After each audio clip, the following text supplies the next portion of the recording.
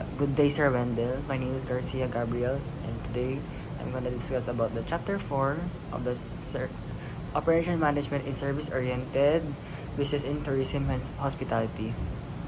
Number 1 will be the introduction to service-oriented business. With the introduction to service-oriented enterprise in tourist and hospitality industries, it emphasized the particular problems and possibilities that the firms confront as a result of their focus of customer service and experience. Number 2 would be the fundamentals of operations management. This part looks into the essential concepts of operation management with the emphasis of efficiency, quality, and customer happiness. It delves into how the ideas apply direct to service-oriented firms as well as the complexities of operating in such circumstances. Number 3 would be the service design and delivery. The significance of service design and delivery in tourist and hospitality operation. It addresses the issues as service blueprinting, customer journey mapping, and the role of technology in improving service delivery.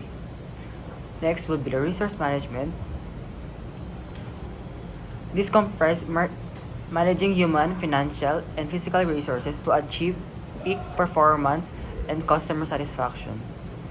Next, quality management and continuous improvement is critical in service-oriented firms, and this section delves into numerous quality management strategies, including Six Sigma, Total Quality Management or TQM, and Lean concepts. It also underlines the value of ongoing improvement in terms of service quality efficiency. Next will be the customer relationship management or CRM. In the tourist and hospitality industries, it explores how to create a sustained great customer connection, leverage customer data, and provide tailored experience to increase customer happiness and loyalty. Next will be the technology and innovation. Technology is crucial in altering operations in the tourist and hospitality industries. This section investigates the most recent technical development and advancement influencing the industry, such as mobile application, cloud computing, and AI-powered systems, and evaluate their influence on service delivery and customer experience. And lastly will be the sustainability and responsible tourism.